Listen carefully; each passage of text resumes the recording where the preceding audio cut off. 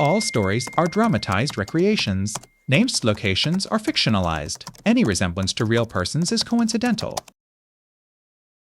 Hi, I'm Emma, a 37-year-old nurse from TX. Sharing this is hard, but I need to process how my husband Mark's infidelity with a female colleague shattered our 12-year marriage. It began not with a loud argument or a discovered love letter, but with a silence, a sudden, chilling distance where our easy laughter used to live. I felt it in the way he'd angle his phone away, in the too long late nights at the clinic, and in the hollow goodnight kisses that barely grazed my cheek. The trust we built, patient by patient, year after year, began to crumble like a poorly set bone, and I was left alone to diagnose the sickness in my own home. The first crack was so small, I almost convinced myself I'd imagined it. It was a Tuesday, I think. I'd just finished a double shift, the kind that leaves your feet aching and your mind numb with the steady beep of monitors and the low murmur of pain. All I wanted was the quiet of my own living room, a glass of cheap red wine, and the weight of Mark's arm around me while we mindlessly watched some cooking show. Normalcy, the bedrock of us. But the house was quiet, too quiet. He wasn't on the couch. I found him in the kitchen, his back to me, staring into the refrigerator like the meaning of life was hiding behind the milk. His phone was on the counter, face down. That was new. He always left it screen up. Tough day? I asked, leaning against the doorframe. He jumped, a little too much, and the fridge door side closed. Yeah, just stuff. His voice was distant, tuned to a frequency I couldn't access. He didn't ask about my day. He didn't cross the room to kiss me hello. He just grabbed a beer he didn't seem to want and walked past me with a vague pat on my shoulder. Gotta send a quick email, he muttered, already heading toward his study. I stood there in the sudden silence of the kitchen. The pat felt like a dismissal. The email felt like a lie. I looked at his phone, a sleek black rectangle on the granite. It vibrated. A single, short buzz. The screen lit up, and for a fraction of a second, a name flashed there, Sarah R., before it went dark again. Sarah from his department. The one with the laugh that sounded like wind chimes. I knew her. I'd met her at the company picnic. She'd complimented our potato salad. My hand froze halfway to the kettle. The ache in my feet, the fatigue I'd carried home like a heavy coat, it all vanished, replaced by a cold, sharp clarity.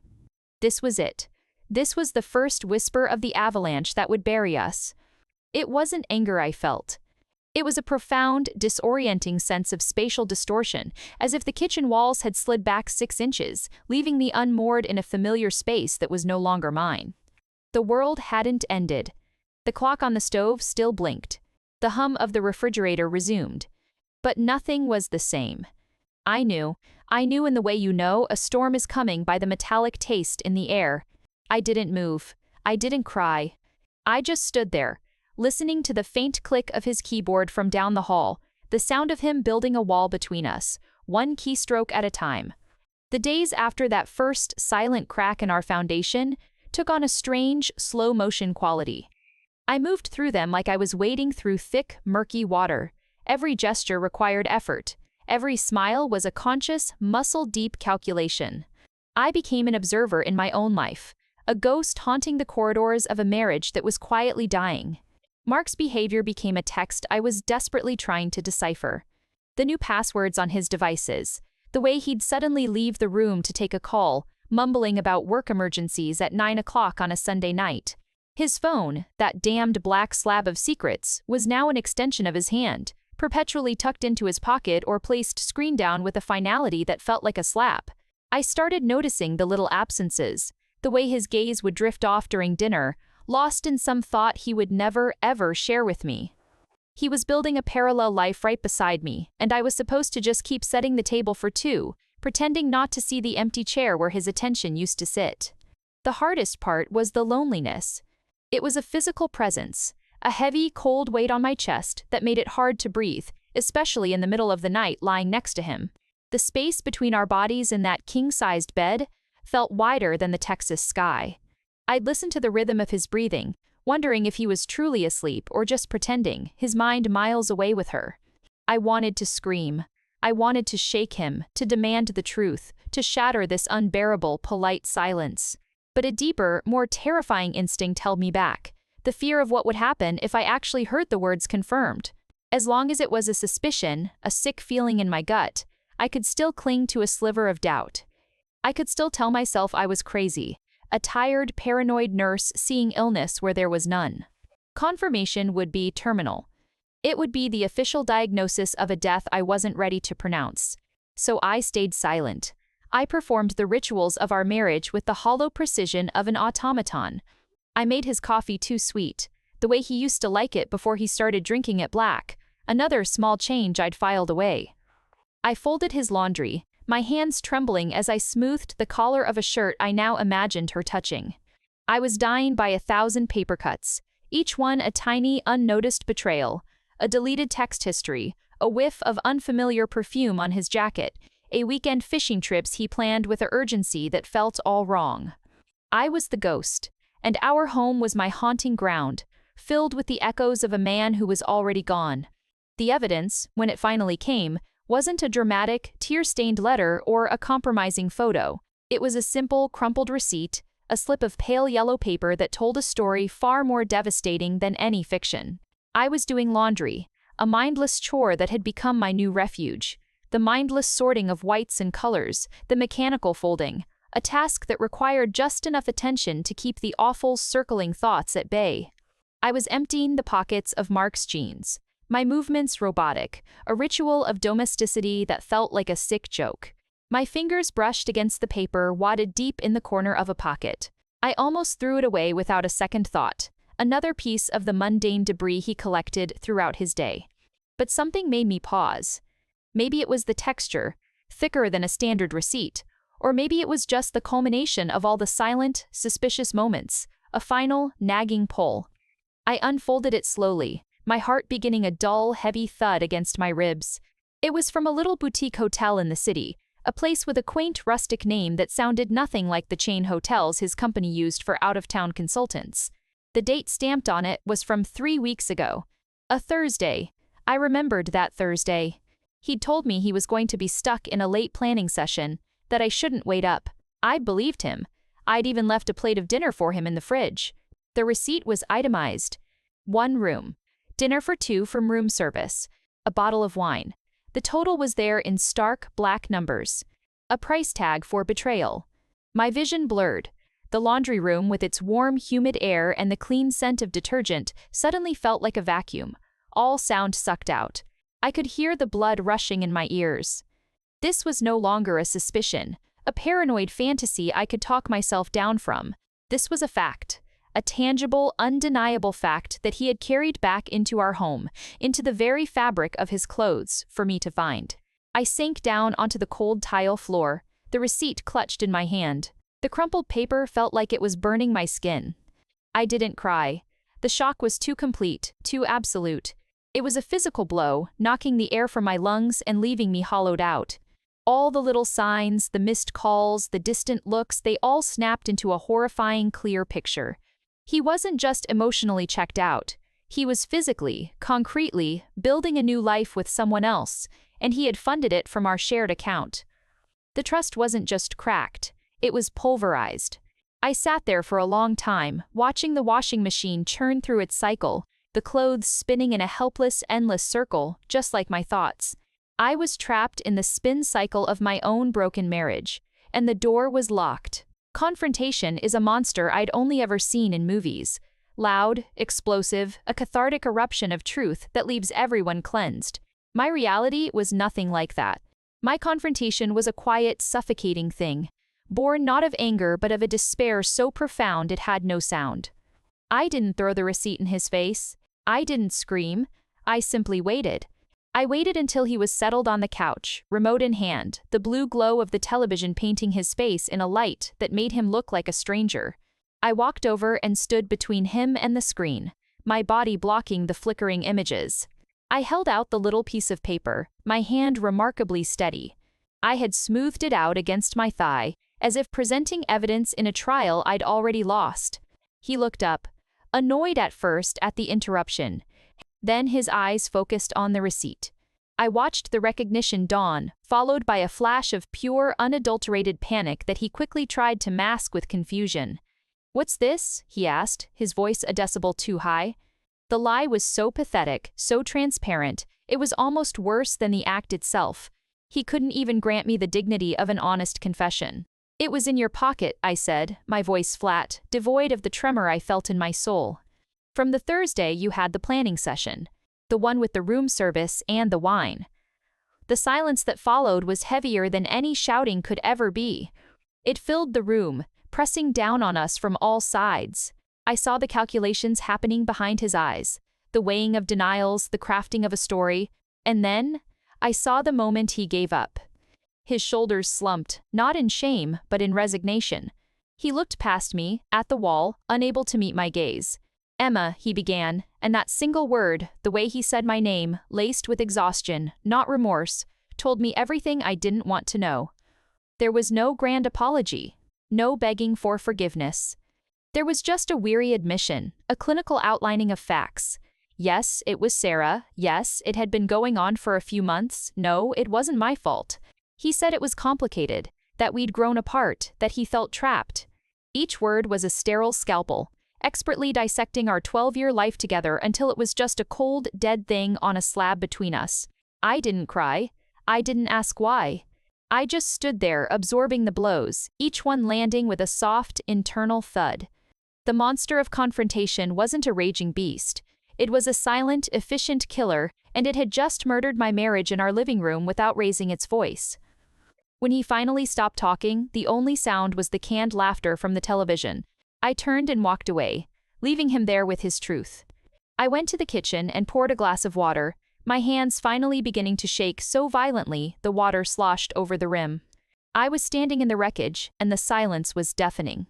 The days after the confession settled over the house like a fine, gray ash, smothering every sound, every color, every memory of what life used to be. We didn't fight, we didn't negotiate, we just coexisted. We became masters of a terrible, intricate dance, avoiding each other in the hallways, timing our movements to minimize contact. The house, once filled with the easy clutter of our life together, now felt like a museum of a failed civilization. Every object, the framed photo from our vacation in Colorado, the ugly vase his mother gave us, the coffee mug with the stupid pun I bought him, was now a relic, a painful artifact of a history that had been rendered meaningless. He slept in the guest room. The first night I spent alone in our bed, I didn't sleep at all. I just lay there, staring at the ceiling, the emptiness on his side of the mattress feeling like a vast, cold canyon. I could hear him shifting in the other room, a constant, quiet reminder that he was still here, yet infinitely far away. We spoke only when necessary, our conversations stripped down to the barest, most functional exchanges. The mail came. "I'll be home late." It was the politeness that killed me. It was so much worse than anger. Anger would have been an emotion, a proof that something between us was still alive, even if it was on fire. This was nothing. This was the emotional equivalent of a flatline. I went to work. I cared for my patients. I smiled at their families. I was the picture of professional competence, all while feeling like my insides had been scooped out and replaced with lead.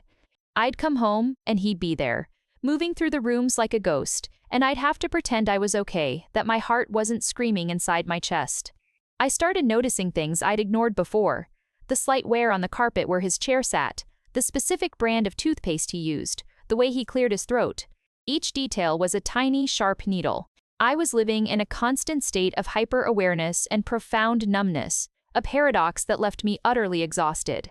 I was grieving for a man who was still breathing in the next room, mourning a marriage that hadn't yet had the decency to officially die. We were two satellites in a decaying orbit, circling the corpse of our relationship, waiting for the inevitable, final crash into silence. The decision to leave wasn't a bolt of lightning from a clear sky. It was a slow, grim sunrise after the longest night of my life. It was the culmination of 100 tiny moments of silence in that ash-filled house. The final straw was a Wednesday. I came home after a particularly brutal shift. A child in pediatrics had taken a bad turn, and the collective grief of the family had left me raw, my own pain reflecting back at me tenfold. All I wanted, in that childish, desperate way, was the comfort of my own husband. I knew it was impossible, but the need was a physical ache. I found him in the kitchen, making a sandwich. He didn't ask about my day. He didn't notice the redness around my eyes. He just said, "I think we're out of mustard." And in that moment, staring at the back of his head as he rummaged in the refrigerator, something inside me broke cleanly, finally. The love was gone, the trust was dust, but now, even the basic human expectation of care had vanished. We were just two ghosts haunting the same kitchen, and I was the only one who seemed to notice we were dead. "I'm leaving, Mark," I said. The words came out flat, calm. They didn't even sound like mime. He stopped, a jar of pickles in his hand, and turned to look at me. There was no surprise on his face. No relief, no anger, just a blank, weary acceptance. "Okay," he said, just that. Okay, it was the most painful word he had ever said to me. It confirmed that I was making the right choice, and it utterly destroyed me. There was no fight left in him for us. There was nothing left at all. The next few days were a blur of grim, practical motions. I called a lawyer, my voice a monotone as I stated the facts of my dead marriage to a stranger.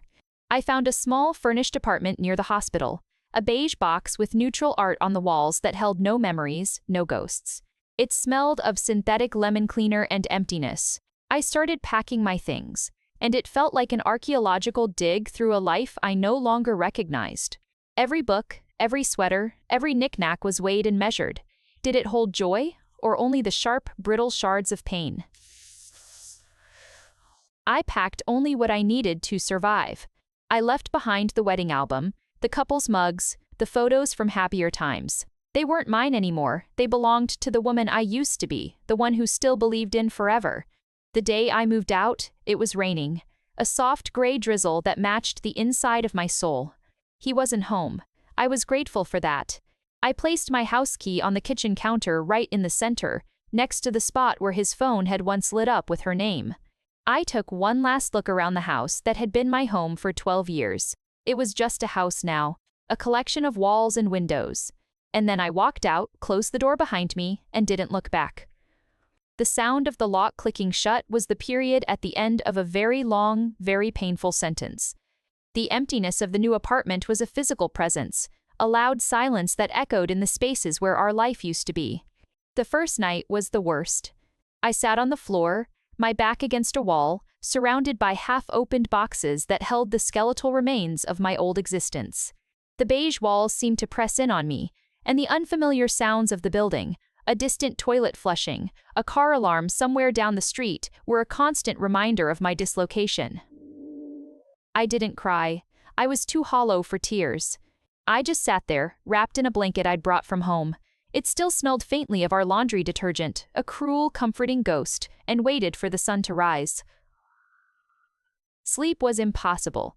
Every time I closed my eyes, I saw his face in the kitchen, heard his resigned, "Okay." The finality of it was a loop playing in my mind, a wound I kept poking. When the gray light of dawn finally filtered through the blinds, it felt less like a new beginning and more like the reveal of a bleak, empty stage. I had to go to work.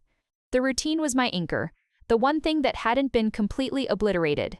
I pulled on my scrubs, the uniform of a person who knew how to fix things, even if she couldn't fix herself, and drove to the hospital. Walking through the automatic doors was like crossing a barrier into a different world. Here, the air smelled of antiseptic and urgency, not regret. Here, pain had a purpose, a diagnosis, a treatment plan. My own pain had none of those things. I threw myself into the work with a ferocious intensity. I started volunteering for the extra shifts, the difficult patients, the tasks no one else wanted.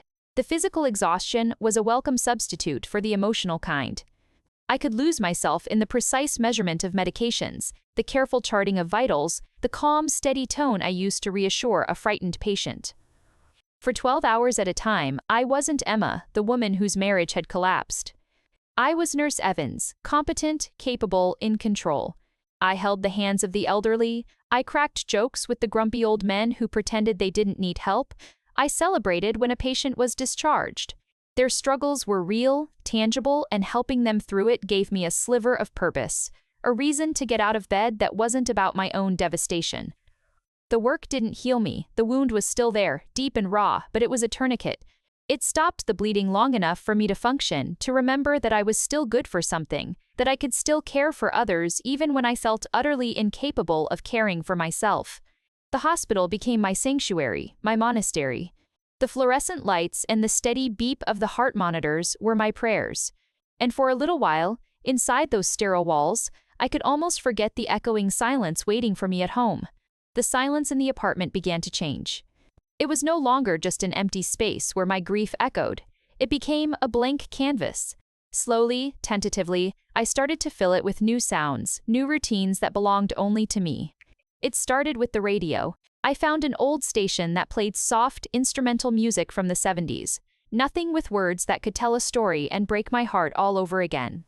I'd turn it on the moment I walked in, a low hum to push back the quiet before it could settle on me. Then came the small rituals. I bought a coffee maker that was nothing like the one Mark, and I had a small, single-serving machine.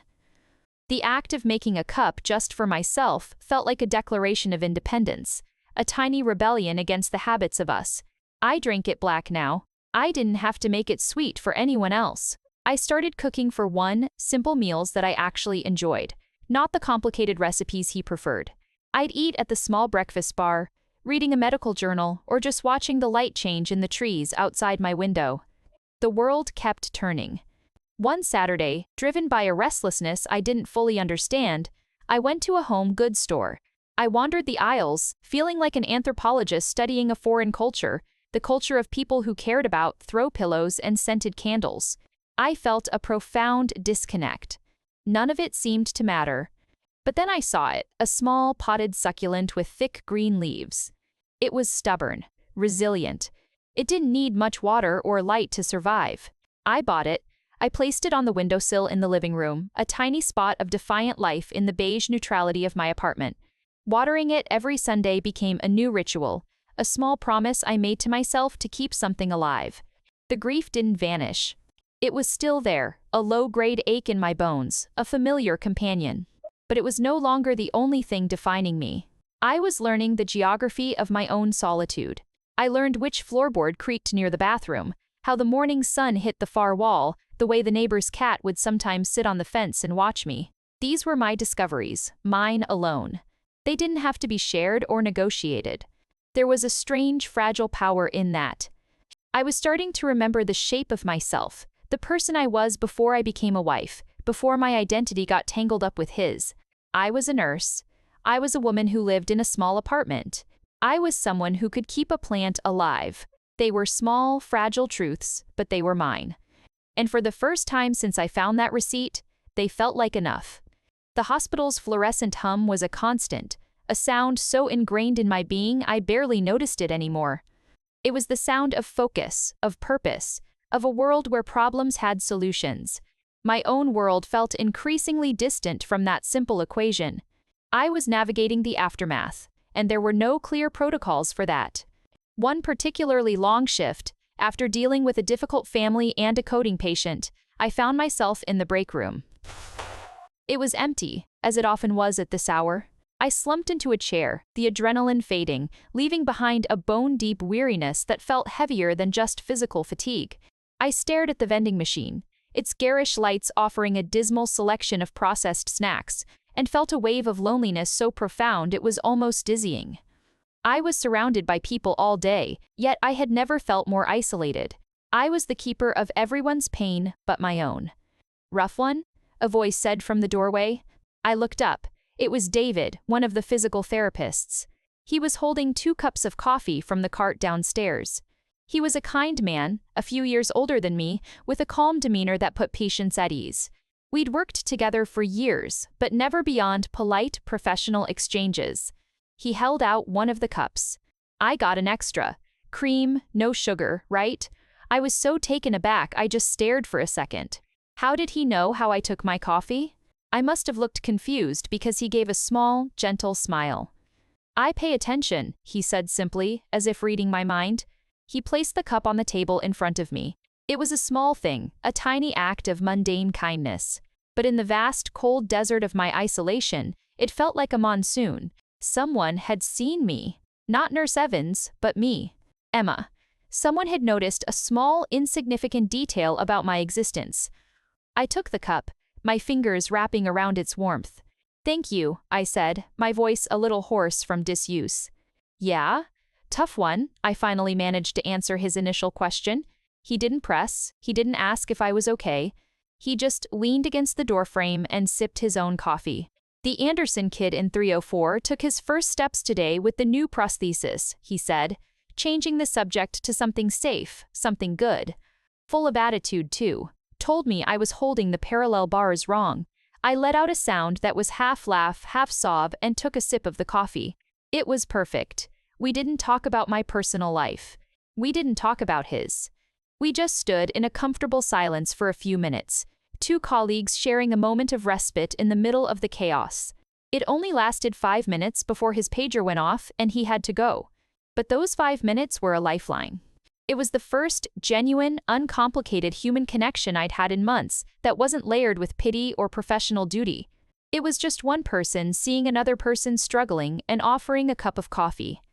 No strings attached. No expectations. After he left, I stayed in the break room for a little while longer, finishing the coffee. The loneliness was still there, but it had receded just a little, making room for a small, fragile sensation I barely recognized. It felt like hope, not the grand, dramatic hope of a new love, but the quiet hope that maybe I wasn't as invisible as I felt. Maybe I could still be seen, and maybe that was enough to start with. The world outside the hospital began to slowly seep back into my awareness, no longer just a blurry backdrop to my pain. It happened in increments, small moments of re-engagement that felt both foreign and familiar. I started noticing the weather again, not just as a fact, but as a sensation. I felt the warmth of the spring sun on my skin during my short walk from the parking garage, and I didn't immediately shut the feeling down. I heard the birds arguing in the trees outside my apartment window, a sound I'd been deaf to for months. One Sunday, the silence of my apartment felt less like a refuge and more like a cage. The walls were starting to close in. I didn't know what to do with myself. My whole adult life had been built around us, and now that architecture had collapsed, leaving me in an open field with no landmarks. Driven by a restlessness I couldn't name, I got in my car and just started driving. I had no destination. I turned off the radio, letting the only sound be the hum of the tires on the asphalt. I drove out of the suburbs, past the strip malls and the identical housing developments, and found myself on a long, empty road flanked by fields. The Texas sky was huge, a vast, impossible blue dome that made all my problems feel small and insignificant. I rolled down the window, and the air that rushed in was clean, smelling of dry grass and distant rain. For the first time in what felt like forever, I took a full, deep breath, a breath that didn't hitch or catch in my chest. I wasn't running away. I was just moving. There was no one to tell me where to go, no one to consult about what was for dinner, no one to disappoint. The freedom was terrifying and exhilarating in equal measure. I pulled over on the shoulder and just sat there for a long time, watching the clouds drift. The emptiness I felt began to transform. It wasn't just the hollowed-out ache of loss anymore, it was also potential.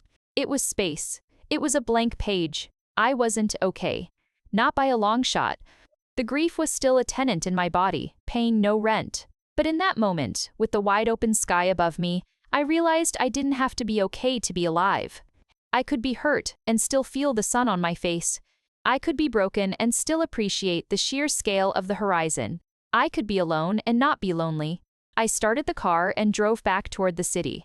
The world looked the same. The same stores, the same signs, the same traffic. But I was different. I had remembered something fundamental. I was still a part of it. I wasn't just a ghost haunting the edges of my own life. I was a woman in a car, driving down a road, and for now, that was enough. The destination didn't matter, the moving did. The hospital was my anchor, but it was also a mirror, reflecting back a version of myself I was struggling to recognize. In the sterile, controlled chaos of the ward, I was competent. I was calm under pressure. I was the nurse patients asked for by name, the one who could find a tricky vein on the first try, who remembered that Mr. Henderson liked his apple juice with ice, and that little Chloe in pediatrics needed her stuffed frog positioned just so before she'd take her medicine. I wore this competence like a suit of armor, and for 12 hours a day, it worked. It kept the howling void at bay, but the armor had chinks. It was the small, unexpected things that would slip through and find the raw, unprotected parts of me. A husband holding his wife's hand as she labored to breathe, his thumb stroking her knuckles with a tenderness that was so familiar it was a physical blow. A couple, not much younger than me, laughing together in the waiting room, their heads bent close over a phone, sharing a private joke. These glimpses of ordinary, uncomplicated love were like salt rubbed into a wound I kept pretending was healing. I'd have to turn away, suddenly fascinated by a chart that needed updating, by the need to sanitize my hands for the third time in a minute. The contrast between the care I could so easily give to strangers and the care I couldn't seem to give myself was a constant, silent irony. One afternoon, I was assisting with a particularly difficult patient, an elderly man with pneumonia who was confused and combative. He kept calling me Martha, his daughter's name, and swatting my hands away. I stayed patient. I used a soft, steady voice. I finally got him to take his medication, my movements slow and predictable. When he finally settled, exhausted, he grabbed my wrist, his grip surprisingly strong. His eyes, clouded with fever and confusion, cleared for just a second. "Thank you, Martha," he whispered, his voice raspy. "You're a good girl. You always take such good care of everyone." Then his eyes clouded over again, and he drifted off to sleep. I stood there, my wrist still warm from his grasp, and felt the armor crack. The words, meant for another woman, landed squarely in the center of my chest.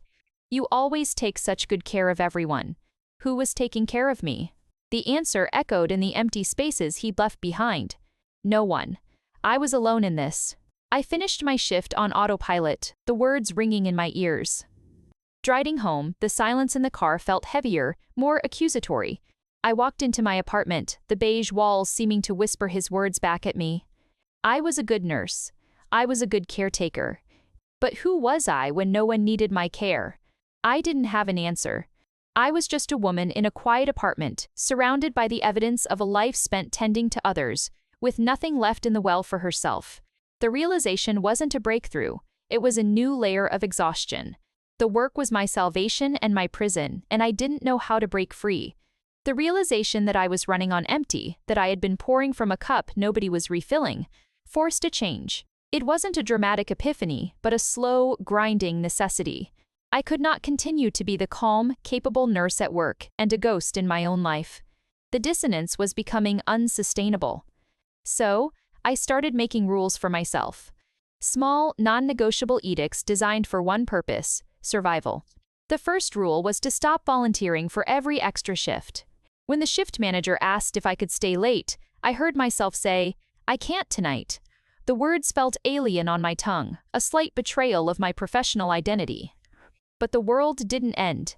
They found someone else. I left on time, the setting sun a surprise I hadn't seen in weeks. The second rule was to leave the hospital at the hospital. This was harder. I'd come home and find my mind still racing, replaying the day's crises, the near misses, the quiet losses. So, I created a ritual. I would change out of my scrubs the moment I walked in, shedding the skin of Nurse Evans along with the uniform. I put on the softest, most comfortable clothes I owned, clothes that had no memory, no association with any other part of my life. Then I would make a cup of tea. Not coffee. Tea was slower. It required steeping. It forced a pause. I'd sit in my one comfortable chair, the one that looked out the window, and I would just drink it. I wouldn't look at my phone. I wouldn't turn on the TV. I would just sit and be. The first few times, it was agony. The silence was a vacuum, and my thoughts rushed in to fill it, loud and chaotic and painful. But I made myself stay. 5 minutes, then 10. I was, in a very real way, learning how to be alone with myself without the buffer of someone else's needs, or the numbing agent of pure exhaustion. It was in one of these quiet moments, staring out at the deepening twilight, that a thought surfaced, clear and unbidden: I am lonely. It wasn't the desperate, panicked loneliness of the first weeks. This was a quieter, more factual acknowledgement. A diagnosis. I missed conversation.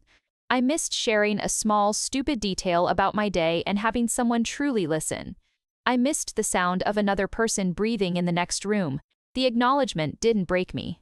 It felt honest. It was the first time I had admitted a need that was purely my own, not tied to my role as a wife or a nurse. I was lonely, and for the first time, that felt like a problem with a potential solution, not just a life sentence. I finished my tea, the cup warm in my hands. The loneliness was still there, but it felt smaller now, just another part of the landscape of my new life, not the entire weather system. I had named it, and in naming it, I had taken the first tiny step toward figuring out what to do with it. The admission of my own loneliness was a quiet earthquake.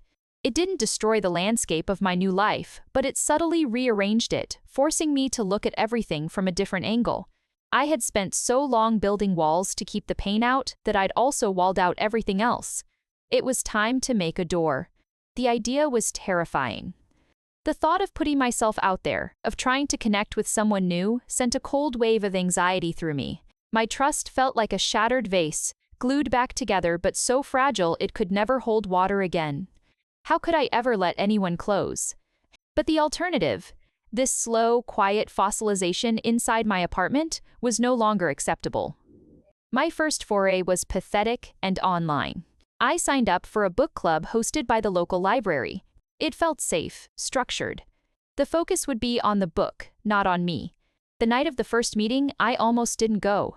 I sat on my couch, arguing with myself for a solid hour, my heart pounding like I was preparing for a military assault instead of a discussion about fiction. I changed my outfit 3 times, everything feeling either too desperate or too frumpy. I was a 37-year-old woman acting like a teenager before her first date.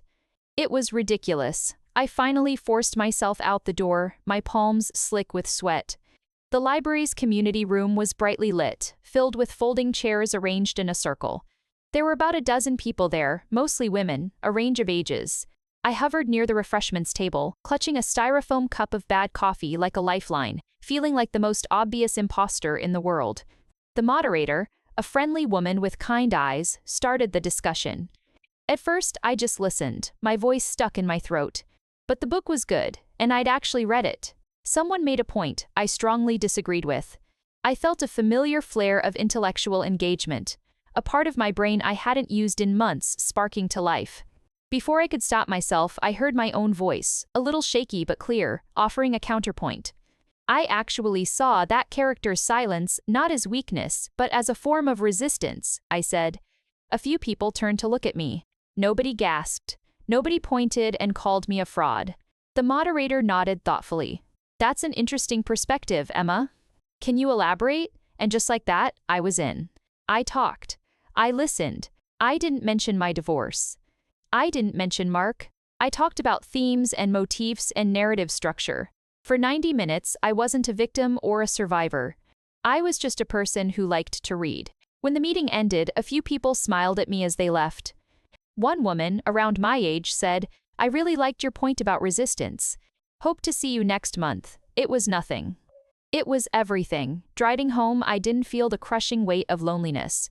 I felt light. I had faced the terror of a new social situation, and I hadn't died. I had even enjoyed parts of it. I had remembered that I had a brain that could think about things other than betrayal. It was a small crack in the dam, but through it, a little light was finally shining through. The book club became a monthly fixture, a small, steady star in the otherwise dim constellation of my social life. It was something to look forward to, a reason to put on real clothes and remember that I could form an opinion about something other than pain management or wound care. It was progress, but it was slow, and the loneliness was a tenacious weed, always threatening to grow back. Work remained my anchor, and it was there, in the familiar fluorescent-lit hallways, that the path forward unexpectedly widened. It started with David, the physical therapist. Our brief, coffee-based interaction had planted a seed of awareness. I started noticing him more, not in a romantic way at first, but in a professional, observational way. He was good with patience. Incredibly patient, with a dry wit that could make even the most stubborn old man crack a smile. He was kind without being condescending, firm without being harsh. We began to talk more. It was never planned. A few minutes at the nurse's station, a conversation in the hallway between patients. We talked about work, about difficult cases, about the terrible coffee in the cafeteria. The conversations were safe, neutral ground. But they were consistent. And consistency, I was learning, was a form of currency I had almost forgotten the value of. Then, one Tuesday, He found me staring blankly at a patient's chart, my mind a million miles away, caught in a memory loop of an argument I'd had with Mark over something trivial that had meant everything. "You okay, Evans?" David asked, his voice pulling me back to the present. I blinked, forcing a smile that felt brittle. "Yeah, just long day." He didn't push. He just leaned against the counter next to me. "Tell me about it. I just spent an hour trying to convince Mr. Gable that his walker is not, in fact, a government tracking device." I let out a genuine laugh, the sound surprising me. It felt good. It felt real. "He's a tough case." "The toughest," David agreed. He was quiet for a moment, then said, "A bunch of us are grabbing a drink after shift. The usual crew, you should come." It wasn't a date. It was explicitly a group thing. The usual crew was a rotating cast of nurses, doctors, and therapists who occasionally decompressed together. I'd always declined before, citing exhaustion or plans I never had. The automatic "no" was on my lips, the safe, familiar response. But I hesitated. I looked at David. There was no pressure in his expression, just a simple, open invitation. He was offering a door. All I had to do was walk through it. My heart hammered against my ribs. The fear was a live wire. What if I was quiet? What if I didn't fit in? What if I saw something that reminded me of her and I fell apart? The risks felt enormous. But the alternative, going home to my silent apartment and my own circling thoughts, felt riskier. I took a breath. "Okay," I said, the word feeling like a leap off a cliff. "Yeah? I'd like that," David smiled, a warm, easy thing. "Great. Meet us at Sullivan's around 7. He walked away and I stood there, my hand still shaking slightly. I had just agreed to be social. Voluntarily. It was a small step, but it felt like a giant leap. For the rest of my shift, a tiny, nervous excitement buzzed underneath my fatigue. I wasn't just surviving anymore. I was tentatively, fearfully, starting to live again. The bar, Sullivan's, was exactly what I needed it to be. Loud, crowded, and brightly lit. There was no room for intimate, probing conversations. The noise was a welcome shield, a blanket of sound I could hide beneath. I spotted them at a large table in the back. A boisterous group of people I recognized from the hospital, their work scrubs swapped for jeans and casual tops. They were already deep into a pitcher of beer, their laughter cutting easily through the din. My first instinct was to turn around and walk out. I felt like an imposter, a ghost trying to crash a party of the living. But before I could retreat, David saw me. He waved, a genuine, easy gesture, and pulled out an empty chair next to him. There was no fanfare, no awkward introduction. I just slid into the seat, my heart hammering. "Glad you made it," he said, pushing a menu toward me. "The nachos are a religious experience here," and just like that, I was in. The conversation swirled around me, shop talk, mostly, the usual venting about difficult patients and bureaucratic nonsense, peppered with inside jokes and good-natured teasing. At first, I just listened, sipping the beer someone had ordered for me, letting the rhythm of the group wash over me. It was overwhelming, but in a strangely comforting way. The focus wasn't on me. Nobody asked me prying questions. I was just another face in the crowd. Then, someone brought up a particularly stubborn administrator, and a story spilled out of me almost before I realized it, a tale of bureaucratic absurdity from my early nursing days. I told it, my voice gaining strength as I went, and when I finished, the whole table erupted in laughter and groans of sympathy. "Classic Henderson," one of the doctors roared. "He tried that with me last year." In that moment, I wasn't Emma the divorcee. I wasn't a victim or a project. I was just Evans, a nurse with a good story. I belonged. I contributed another story, then another. I laughed at someone else's joke. The tension in my shoulders, a constant companion for months, began to ease. I was participating in life. It was messy and loud and imperfect, but it was real. David was a steady presence beside me, not crowding me but including me in his end of the conversation with easy, low-pressure comments. He had a way of listening that made you feel heard, even in the chaos. At one point, our eyes met over a shared laugh about the hospital's mystery meatloaf, and I felt a simple, uncomplicated connection. It wasn't romantic, it was human. It was the feeling of being on the same team. When I finally looked at my phone, I was shocked to see 2 hours had passed. I hadn't checked the time once. I hadn't thought about Mark. I hadn't replayed any painful memories. I had just been present. It was the most liberating feeling I'd had in a year. I made my excuses, pleading an early shift. There were a chorus of goodbyes and see you tomorrows. David gave me a nod and a smile. See you at the battlefield, he said. Walking out into the cool night air, I felt lighter. The loneliness was still there, but it had receded, put in its place by the simple, powerful medicine of camaraderie. I hadn't found a new life tonight, but I had found a piece of one, and it was enough. The high of the group outing lasted a surprisingly long time, a full 2 days where the world seemed a little brighter, the silence in my apartment a little less oppressive. But grief, I was learning, was a patient hunter. It didn't rage, it waited. It let you have your good days, let you think you were outrunning it, and then it would quietly slip its hand back into your chest when you least expected it. The crash came on a rainy Thursday. It was my day off, and the emptiness of the apartment, which had started to feel like potential, suddenly felt like a tomb again. The 4 walls seemed to press in, each one a flat, beige reminder of my isolation. I tried to read, but the words swam on the page. I tried to watch TV, but the laugh tracks felt like mockery. The loneliness was back, a physical weight, heavier than before because I'd had a taste of its absence. I was pacing, a caged animal in my own home, when my phone buzzed. It was a text from an old friend, Lisa. We'd been close in nursing school, the kind of friends who knew everything about each other. But life, and my marriage, had pulled us apart. We'd become Christmas card friends, then not even that. Her text was simple. Hey you, was just thinking about you. Hope you're doing okay. It was a casual, almost random gesture, but it felt like a lifeline thrown into the ocean I was drowning in. My fingers trembled as I typed a reply. Hey, I'm okay, could be better. The 3 dots appeared immediately. Want to talk about it? She wrote back, and just like that, the dam broke. I didn't call her. I was too afraid I would completely fall apart. But I started to text. Slowly at first, then in a torrent. I told her everything. About the receipt. About Mark's confession. About the silent, awful cohabitation and the soul-crushing loneliness of my new apartment.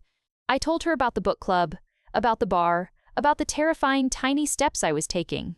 I typed until my thumbs ached, pouring a year's worth of unsaid pain into my phone's screen. She didn't interrupt. She just listened, her responses coming in the form of heart emojis and, I'm so sorry and what a bastard. She didn't offer empty platitudes. She didn't tell me everything happens for a reason. It just bore witness. And in that digital confessional, I felt a piece of the immense weight on my chest begin to lift. It wasn't gone, but it was shared. She had known me before Mark. She knew the person I was, not just the wife I had become. Her memory of me was a rope, thrown back through time, helping me pull a part of my old self into this new, fractured reality. After an hour, the flood of words slowed to a trickle. I was spent, emotionally exhausted but somehow cleaner, lighter. I'm coming to see you, Lisa texted. Next month. I'm booking a flight. We'll order disgusting amounts of takeout and I'll let you curse his name for as long as you need. A real, genuine smile broke through my tears. It was the first concrete plan for the future that didn't fill me with dread. It was something to look forward to. I wasn't fixed. The apartment was still quiet. The rain was still falling. But I had remembered something crucial. I wasn't as alone as I felt. There were people, scattered by time and circumstance, who were still there, waiting in the wings for their cue to come back on stage. I just had to be brave enough to send out the signal. The rain stopped. The sun came out. And with Lisa's planned visit on the horizon, a tiny, steady flame of anticipation began to burn inside me, cutting through the lingering fog of depression. It was a fixed point in the future, something good to aim for. It made the present feel less like a life sentence and more like a waiting room temporary. Bearable. This shift in perspective was subtle but profound. I started looking at my apartment not as a beige prison, but as a space that was mine to shape. The succulent on the windowsill was thriving, its plump leaves a vibrant, defiant green. I bought another one, then a small, flowering plant with delicate purple blooms. A trip to the grocery store for milk turned into an impulse buy of a throw pillow with a geometric pattern in colors I liked, not colors that matched a decor we'd chosen together.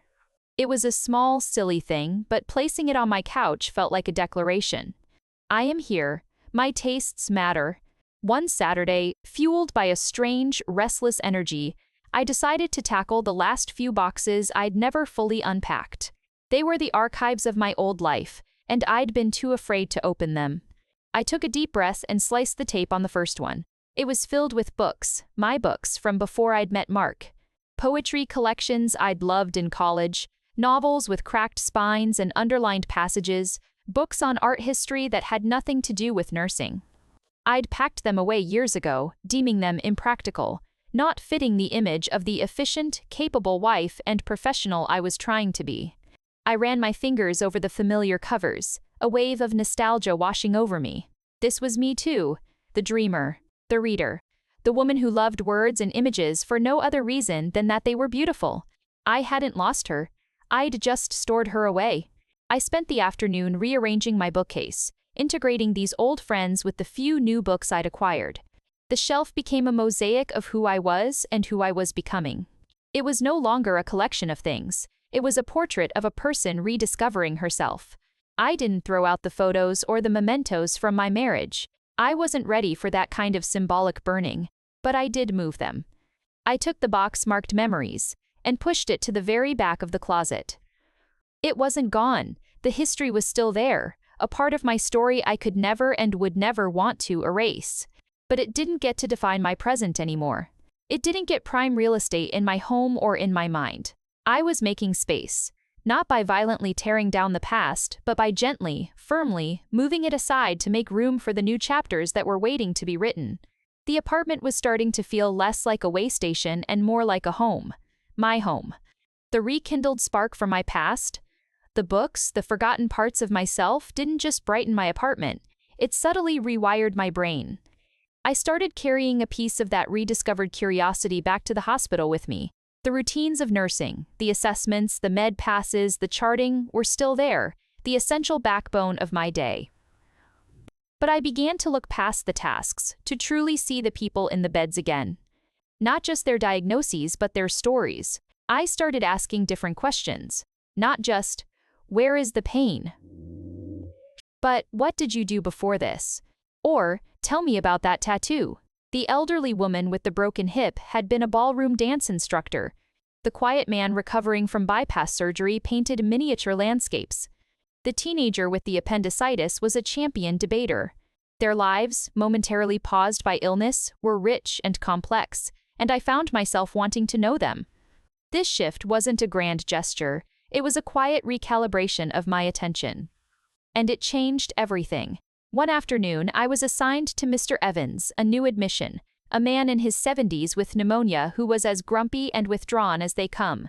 He answered questions with monosyllables, refused to look at me, and generally radiated a leave-me-alone aura that most of the staff had wisely decided to respect. The old me would have done the same, efficient, professional, distant. But the new me, the one who was tentatively re-engaging with the world, saw something else, not just a difficult patient, but a profoundly frightened man. Instead of rushing through my tasks, I slowed down. I sat in the chair beside his bed while his IV antibiotics dripped. I didn't try to make cheerful small talk. I just sat in silence with him for a few minutes. Then I noticed the book on his bedside table, a thick, well-worn history of the Pacific War. My father was a Marine at Iwo Jima, I said softly. It was a fact I rarely shared.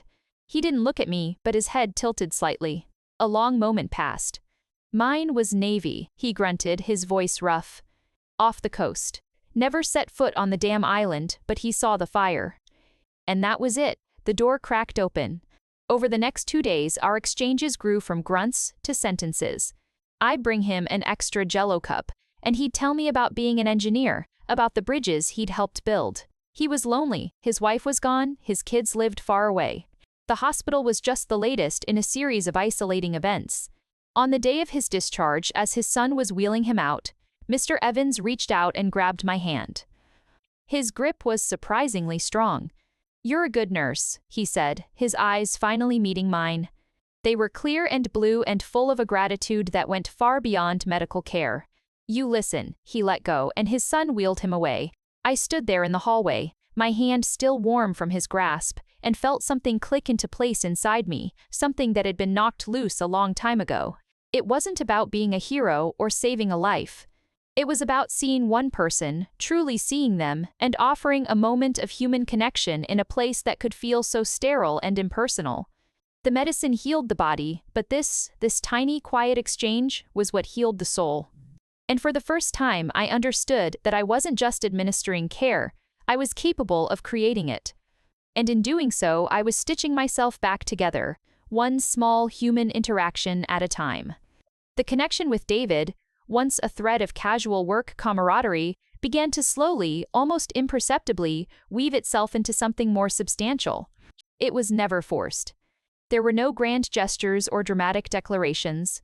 It was in the quiet consistency he offered, a stark and welcome contrast to the chaotic betrayal that had defined my recent past.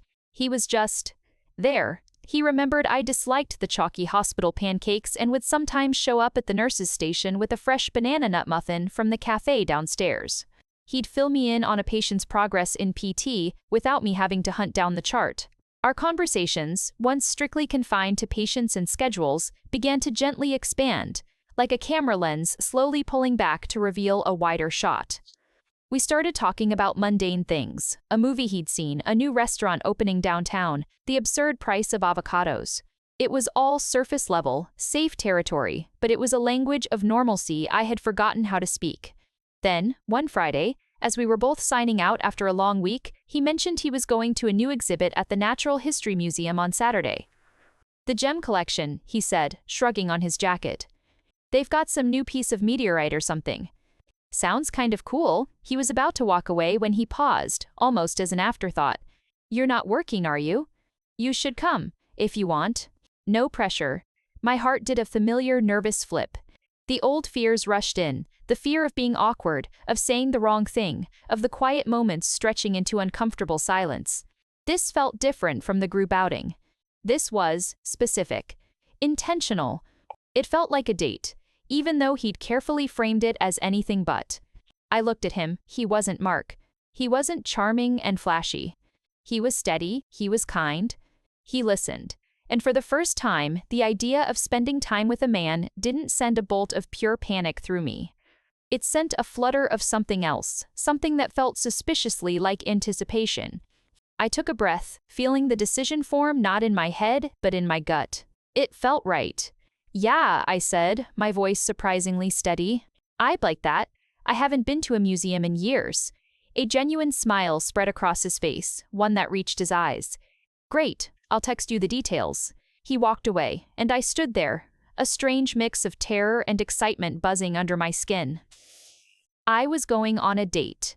Not a frantic, obligatory social outing with a group, but a planned, one-on-one afternoon with a man I was actually starting to like. The feeling was so foreign it was almost dizzying. It wasn't the overwhelming, all-consuming passion of my youth. It was quieter, softer. It felt like the first sip of warm tea on a cold day, a gentle heat that spread through you, comforting and steadying. It felt like trust, cautiously extending a tender green shoot after a long winter. I didn't know what would happen, but for the first time in a very, very long time, I was looking forward to finding out.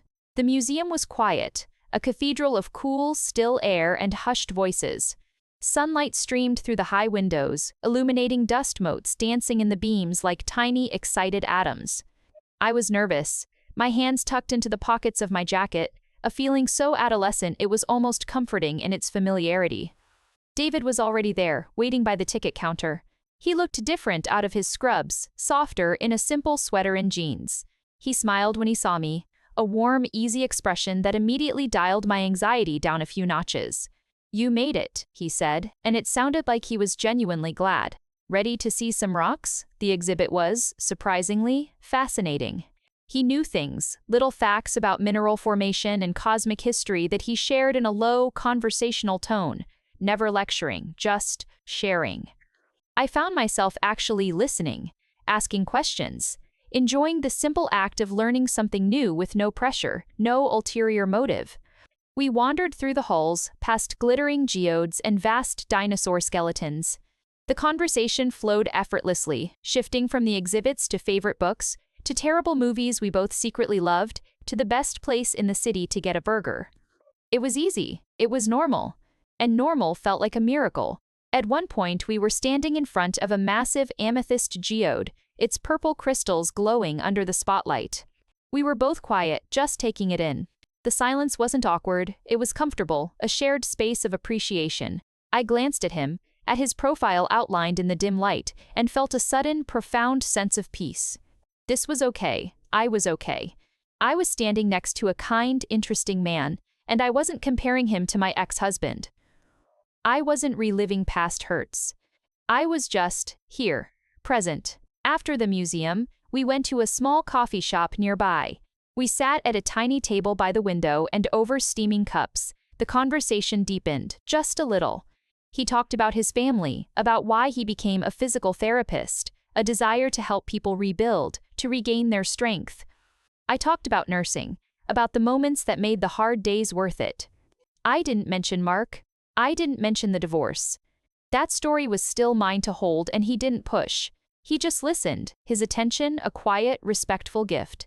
When we finally said goodbye outside the coffee shop, the afternoon sun was slanting low in the sky. "I had a really good time, Emma," he said, and his use of my first name felt intentional, a gentle step across a new threshold.